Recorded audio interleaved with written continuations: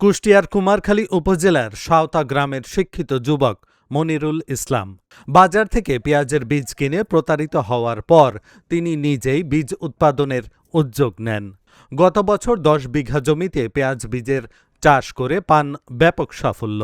তাই এবছর তিনি নিজ এলাকা ছাড়াও কুষ্টিয়া সদর ও খোকসা উপজেলায় জমি বর্গা নিয়ে ৪৫ বিঘা জমিতে চাষ করেছেন পেঁয়াজ বীজের। আবহাওয়া অনুকূলে থাকায় ফলনও ভালো হয়েছে। ৭ টনেরও বেশি পেঁয়াজ বীজ উৎপাদনের আশা তার।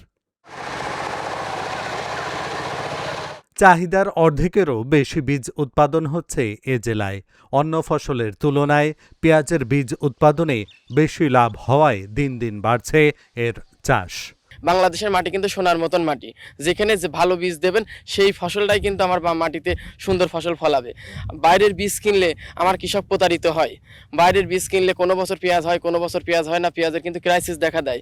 এই কারণে আমি নিজে উদ্যোগ নিয়ে আমি ৪৫ বিঘা জমিতে এই বছরে পেঁয়াজ চাষ করছি। লালতির কিং, লালতির হাইব্রিড, বিশ্বাস এগ্রো সিডের 3টা জাত উদ্ভাবন নতুন করে এবছরে আমি এবছর চাষ করছি। ফলন পার বিঘা জমিতে এবছরে আবহাওয়া ভালো থাকছে। আমাদের কুষ্টিয়াতে মোটামুটি আবহাওয়া এখনো সুস্থ ভালো আছে। তার মাধ্যমে এখন আপনার ১৬০ থেকে ১৮০ কেজি পর্যন্ত পার বিঘা জমিতে বীজ ফলন সম্ভব হবে। মনিরুল ইসলাম ছাড়াও জেলার অনেক কৃষক লাভজনক পেঁয়াজ বীজের চাষ শুরু করেছেন। তারা বলছেন, বাজার থেকে বীজ কিনে প্রতারিত হওয়ার চেয়ে মানসম্পন্ন বীজ উৎপাদন লাভজনক। এই যে আমরা এই যে পেঁয়াজের দানা চাষ করতেছি, হাইব্রিকেট, লালতিক হাইব্রিকেট, সুখসাগর আছে, কিং আছে, অনেক বই আমরা এই পেঁয়াজের এই বীজ উৎপাদন করতেছি যাতে বৃদ্ধি হয় এই জন্যই।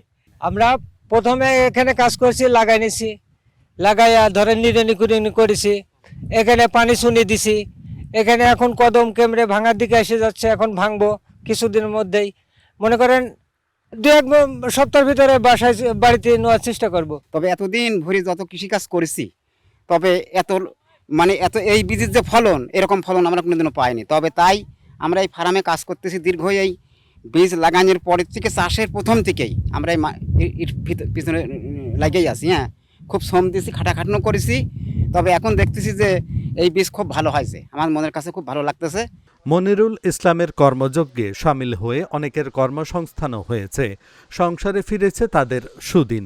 এছাড়াও মনিরুলের পেঁয়াজ বীজ চাষ দেখে অনেক কৃষক ও যুবকের বীজ চাষে আগ্রহ বেড়েছে। এই চাষ দিকে আমাদের খুবই ভালো লাগছে। ধরেন যে কদমের ফুলগুলো অনেক বড় বড় হয়েছে। আমরাও যুব সমাজ আমরা উদ্বুদ্ধ হচ্ছি, আমরা আগামীতে এরকম কদম চাষ করার জন্য আগ্রহী। সবচেয়ে বড় কথা যে চাষের মূল জিনিস হচ্ছে তার বীজ। এখন বীজ যদি সুস্থ সবল বীজ হয়, সেখান থেকে অবশ্যই ভালো ফসল আশা করা যায়। কুষ্টিয়া জেলায় পেঁয়াজ বীজের চাহিদা 96 মেট্রিক টন। চলতি বছর এ জেলায় 56 মেট্রিক টন বীজ উৎপাদন হবে। অচিরেই এ জেলা পেঁয়াজ বীজ উৎপাদনে স্বয়ংসম্পূর্ণ হবে বলে জানালো কৃষি বিভাগ। এবছর প্রায় ৬২ হেক্টর জমিতে পেঁয়াজের আবাদ হয়েছে। তো প্রায় 56 মেট্রিক টন পেঁয়াজ বীজ উৎপাদন হবে বলে আমরা আশা করি, এবং আমাদের জেলার চাহিদা প্রায় 96 মেট্রিক টন।